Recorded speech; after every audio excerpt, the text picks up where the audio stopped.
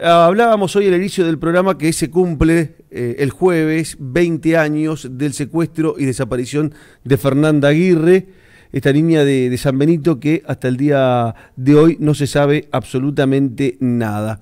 El juicio que se llevó adelante aquí en la ciudad de Paraná terminó con una persona condenada y otra persona declarada inocente. Nosotros invitamos para hablar de este caso con tanta resonancia y tanta repercusión y que ha quedado en la memoria de los entrerrianos y de los argentinos al doctor Iván Bernengo, abogado defensor junto a Rubén Pagliotto de Raúl Monzón, el primo de Miguel Ángel Lencina, la persona sospechada de haber cometido ese secuestro. Doctor, muchísimas gracias por venir aquí al estudio. Lo saludamos con Néstor Bellini. ¿Cómo le va? ¿Qué tal? Buenas tardes a ustedes y a toda la audiencia.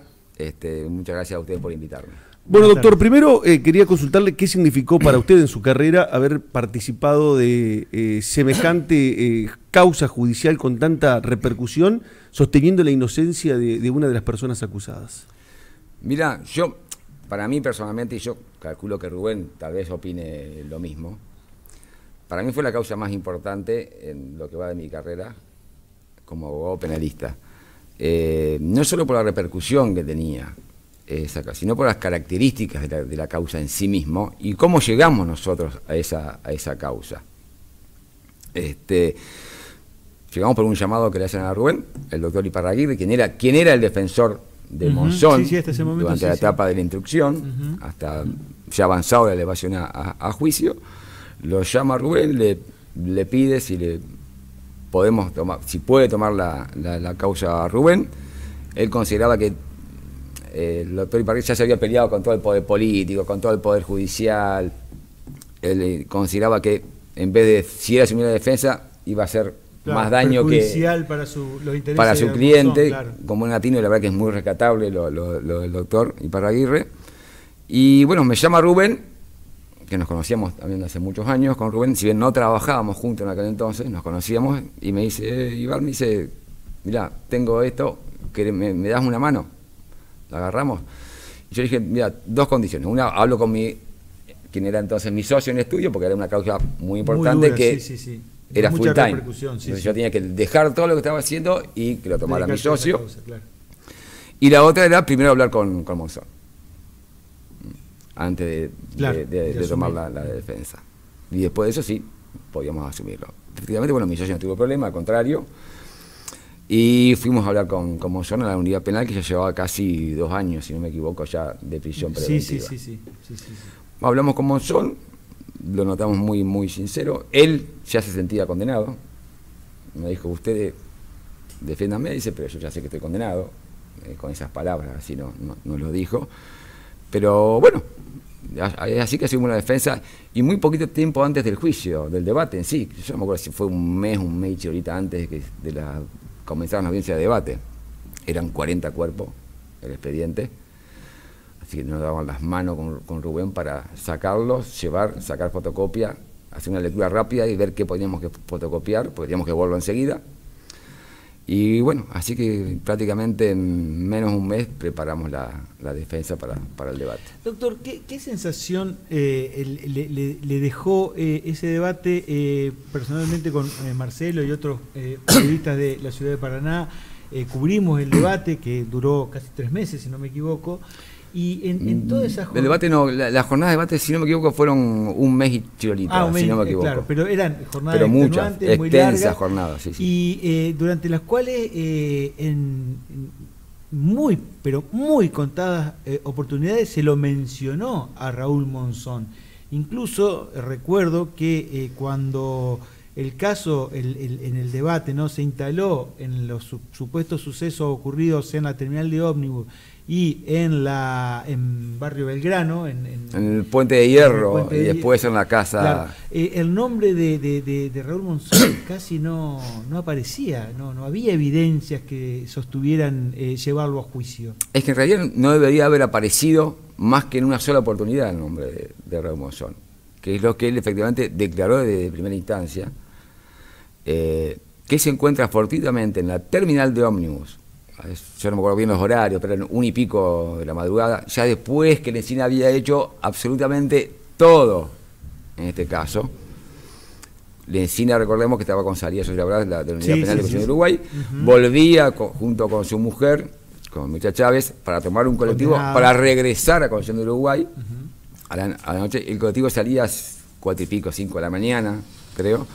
Se encuentra con Monzón. Lencina era primo de Monzón, si bien hace muchos años que no lo veía. Por obvias razones aparte, porque Lencina pasó casi toda su vida preso, por lo tanto no era una visita asidua la que tenían los primos. Se encuentra fortuitamente y empieza a conversar y se cuentan que ha hecho cada uno de su vida. Le dice Monzón que estaba en pareja con una chica, llegame a tu casa, vamos a tomar unos mates, sale el colectivo a las 5. Efectivamente, toman un remis, van hasta la casa de Monzón, Lencina y Mirta Chávez.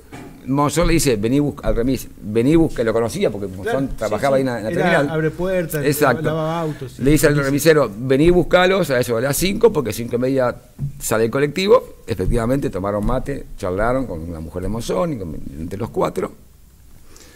A las 5 viene el remis y los busca a Lencina y Chávez y los lleva a la terminal y ahí toman el colectivo de vuelta a Uruguay. Eso fue todo lo que participó Monzón en este caso. Más allá después de muchísima prueba, que muchas veces uno le queda la duda si es gente que busca notoriedad o alguna recompensa, o la misma fuerza policial de entonces que tenía que tener más de un imputado, que recordemos que el principal imputado ya había fallecido, en extrañas circunstancias dentro de la Comisaría Quinta, entre comillas. Quedaba solamente la mujer, que no había tenido mucha más participación, más que el llamado telefónico. Claro, que lo reconoció, pero dijo que lo había hecho en un contexto de violencia de género, que en ese momento no era una política de Estado como lo es ahora. Exactamente. Si ustedes que hacen policiales saben lo que era Lencina.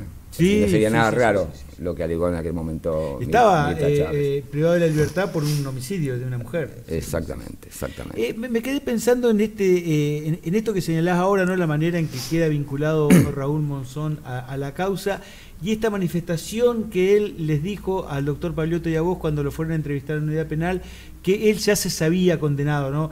Uno se imagina que iniciar una tarea defensiva con un asistido que ya se siente condenado es porque el peso de la institución, de las instituciones, caló muy hondo en esta causa, ¿no? Hubo involucramiento del entonces gobernador Jorge Busti, la presión mediática, la trascendencia nacional del caso, un contexto de secuestro extorsivo a nivel nacional que generaban zozobra en la opinión pública. ¿Ustedes cómo tomaron el caso? ¿Con cierta inconsciencia no? ¿Cómo fue ese proceso de tomar esa decisión?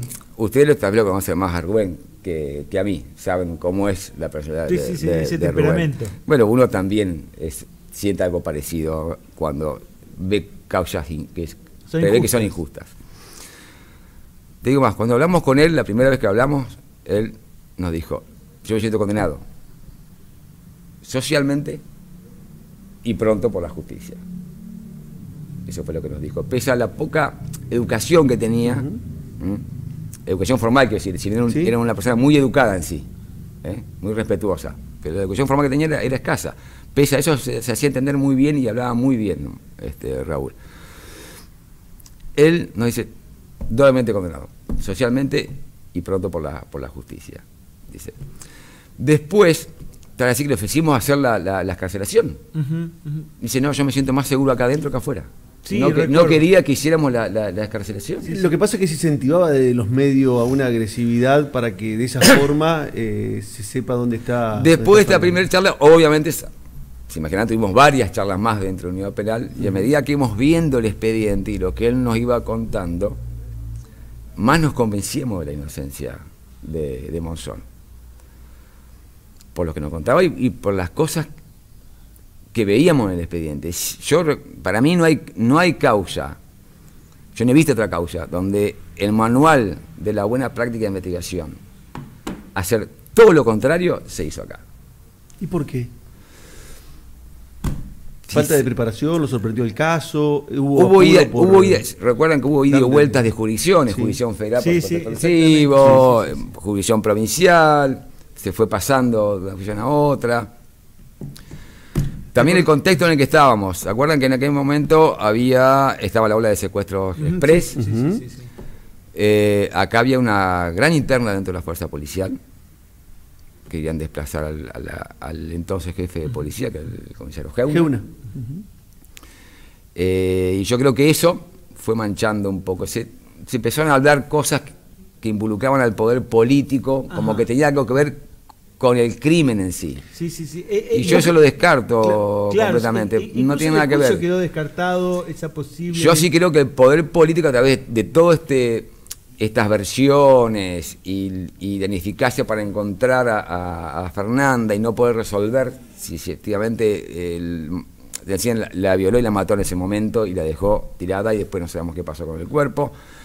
Pero como pasaban los días, es como el caso Loban hoy en día. Claro, uno ve a mí los primeros días del caso Loban se me vino a la memoria caso de Fernanda Aguirre.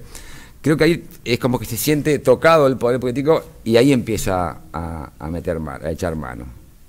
Ya sea dando directivas a la policía, ya sea presionando de alguna forma a la justicia, y yo creo que eso pasó dentro de todo en este caso. Hubo muchas cosas que uno no se explicaba. Secuestraron una colita de pelo 2 veces, dos funcionarios distintos, la misma colita. Era inexplicable. Claro, fueron se mexicaneaban, hablando mal y pronto, la prueba entre distintos sectores de la policía. Claro. Sí, uno recuerda, digamos... Aparecían testigos que decían de dudosa veracidad. Recuerdo la testigo de la gomería, que era uno de los elementos que tenían para acusarlo a Monzón, además del 2500 que se demostró con la pericia que en el momento del hecho no estaba funcionando. Que hacía meses que estaba estacionado en ese lugar. Que no era de Monzón, era de un vecino que se lo prestaba a veces para ir a hacer unas compras al mercado central, que hacían compras comunitarias en el barrio, y hace meses que no estaba en funcionamiento ese auto. ¿El auto tenía yuyo alrededor? Tenía yuyo alrededor, menos abajo, creo que... No realizaba fotosíntesis. Exacto. Porque no pasaba la luz. Pasaron días que no se movía el auto. Claro. Sí, yo recuerdo que durante el debate... Y una dueña de una gomería, que era parienta de un funcionario policial, declara que ve un 2500 que había unos desconocidos, unas personas que eran 3 o 4 personas desconocidas, que les llamó la atención, muy sospechoso, y no los quiso atender, como una rueda pinchada. Sí, ese testimonio fue tan... Y al mes, ¿recuerdan la relevancia en los medios que había de este caso? Sí, o sea, todos sabíamos que se buscaba a Fernanda Aguirre. Sí. Y todos los días se escribía algo. Al mes, esta misma persona dice, me acordé, dice esta mujer, al mes de que declaró eso, que del 2500, con los masculinos, dice, me acordé que atrás iban 2 hombres y en el medio parecía un hombre con pelo largo, pero para mí era una mujer porque era más chiquitita. Claro. Sí, con esos testimonios. Y la mujer dijo que en una tabla anotó la patente y esa tabla se le había dado a un oficial de policía. Sí, me acuerdo de la tablita. Cuando el oficial de policía fue y dice, no, a mí la mujer nunca metió en una tabla con ninguna patente. Sí. Estamos hablando con el doctor Iván Bernengo, recordando su actuación en el juicio junto al doctor Rubén Pagliotto en la defensa de Raúl Monzón, quien fue absuelto en el juicio que se llevó adelante por el secuestro de Fernanda Aguirre.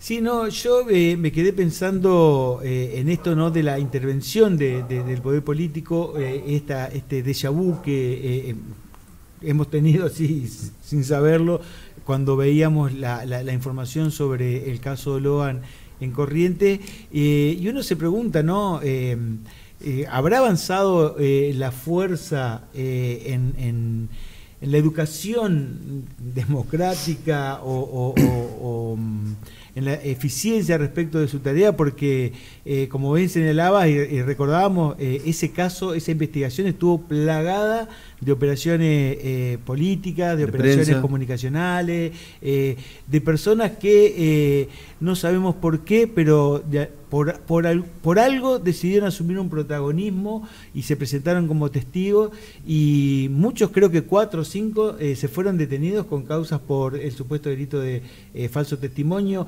¿Sabés qué pasó con esos ciudadanos y ciudadanas? La verdad que no tengo ni idea. No pasó nada. Es muy difícil que una causa por averiguamos y no termine pasó con alguna condena. nada. Es muy raro, en realidad. Yo la verdad que no la seguí. Claro, pero vos fíjate que eso también es un poco demostrativo de algunas conductas del Poder Judicial, ¿no? Porque la norma dice que el delito de falso testimonio se pena, y es mucho más grave si ese falso testimonio es para perjudicar al imputado. Y en este caso, esos requisitos se dieron. Uno no va por la vida pidiendo que condenen a la gente, ¿no? Pero en este caso, el secuestro de una niña que en ese momento tenía 14 años, un secuestro por parte de una persona con antecedentes gravísimos como lo de Miguel Ángel Encina, una fatalidad porque, como quedó demostrado en el debate, fue un secuestro al voleo.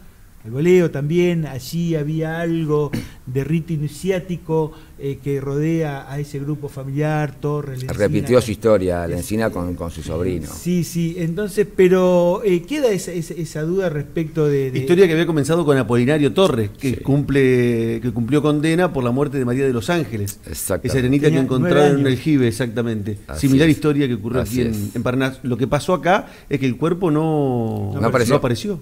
Exactamente. La causa se sigue sustanciando por averiguación de paradero todavía, ¿no? Y creo que hay una recompensa del Ministerio del Interior. Creería que sí. La verdad que yo hace mucho tiempo que no dejé de seguirla, digamos, pero creo que sí. ¿Tienen contacto con Raúl Monzón? Lo vi hasta hace unos años atrás, después fortuitamente en la calle lo hemos cruzado, pero después no lo vi más. La Iván, no sé qué de eso. Hablando y trayéndote ahora la actualidad con el caso Loan, cuando ves como hombre de la justicia, porque sos abogado hace muchos años, ¿cómo ves cuando interviene un gobernador en un caso, como pasó en el caso Fernanda, o como pasa en muchos casos que tienen repercusión cuando se mete un hombre que está en el Poder Ejecutivo en el lugar del Poder Judicial? ¿Cómo lo ves? Mira, si bien yo no sigo mucho el caso Loan, te imaginarás cuando yo llego a mi casa y quiero ver tele, lo que menos quiero ver son noticieros. He visto, sí, obviamente, porque están 24 horas, estuvieron...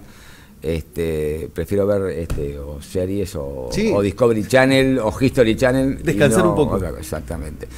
Pero lo poco que he visto, no sé en este caso del gobernador de Corrientes, qué manifestaciones haya hecho, pero yo creo que, y es algo que yo no entiendo de la conducta de los políticos y gobernantes en este sentido. Está bien que primero va a buscar la opinión del político, por un trascendido, por lo que sea. Yo creo que deben limitarse a decir que está mal la justicia, y no más que eso. No hacer otra declaración que no sea esa.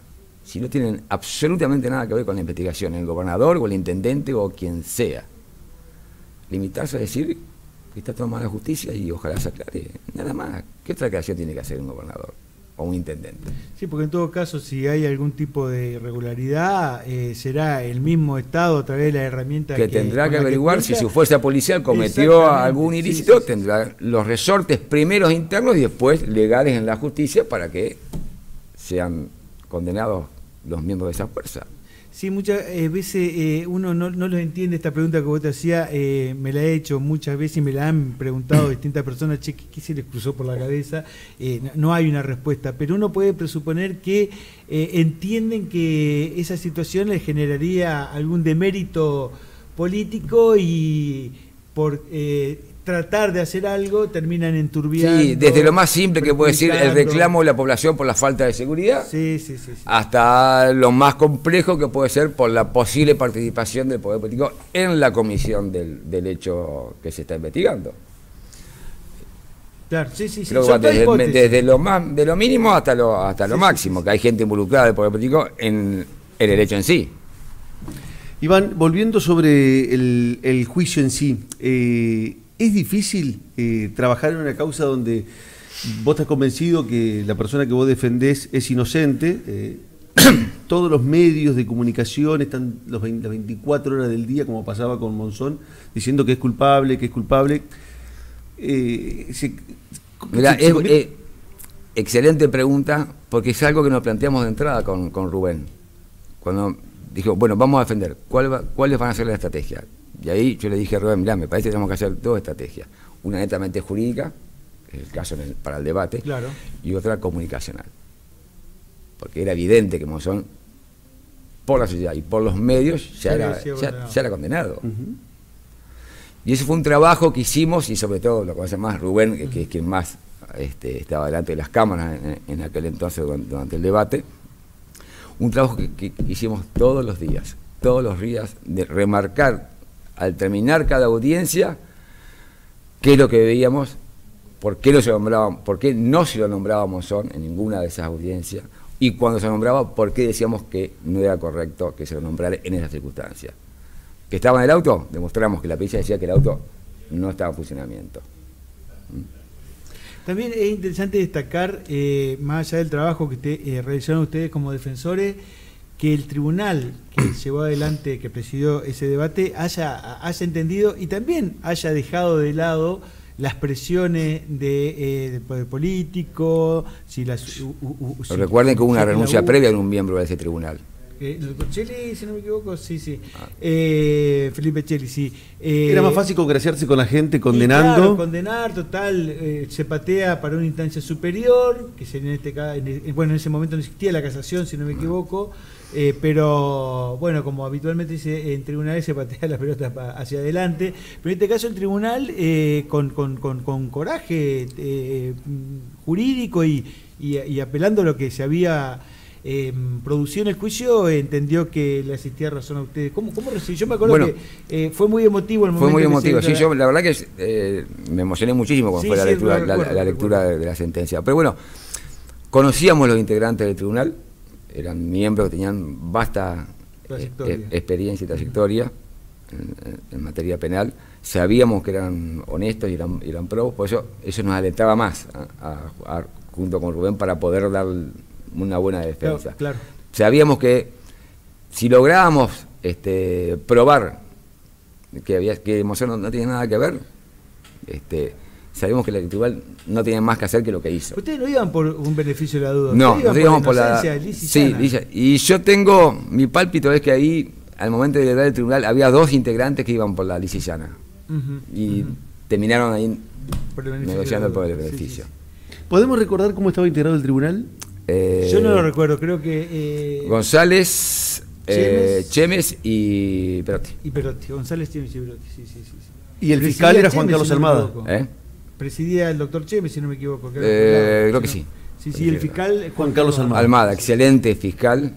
La verdad que yo tengo un grato recuerdo de él. Sí, de Juan Carlos Almada recuerdo que era un hombre que si no tenía evidencia para sostener la acusación, no llegaba a juicio. Me tocó en una causa así que en el debate la contraparte lograba derrumbar su hipótesis, no acusaba. Era un hombre que tenía el principio de objetividad lo tenía muy claro. Sí.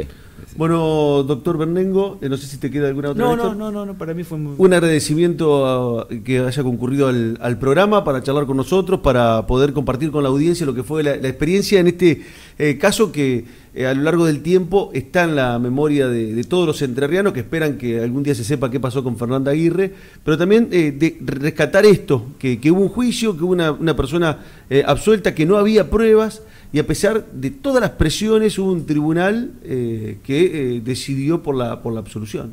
Así es. Y como usted decía, creo que este tipo de fallos muchas veces ayudan a que la gente crea en la justicia. Exactamente, sí. Y pero uno es entendido, todos somos seres humanos. Uno entiende a veces que la presión sobre los magistrados, la presión social hablo, y cuando digo social hablo de la gente y los medios, sí. A veces puede ser bastante pesada, pero la verdad que en este caso concreto no teníamos la menor duda con el doctor Pagliotto que estas 3 personas que deberían juzgar iban a hacer lo correcto. Objetivo, claro. Vos sabés, antes de ir a la pausa, que cuando vos nombrabas las irregularidades en la causa y todas las cosas que pasaban, yo estoy leyendo el libro de Elia y Elena, que es de Noemí Berros, que es del caso de Almotero, y relata el libro todas las cosas irregulares y son algunas calcadas. Con Rubén nos dijimos, tenemos que hacer un libro del juicio. ¿Sí?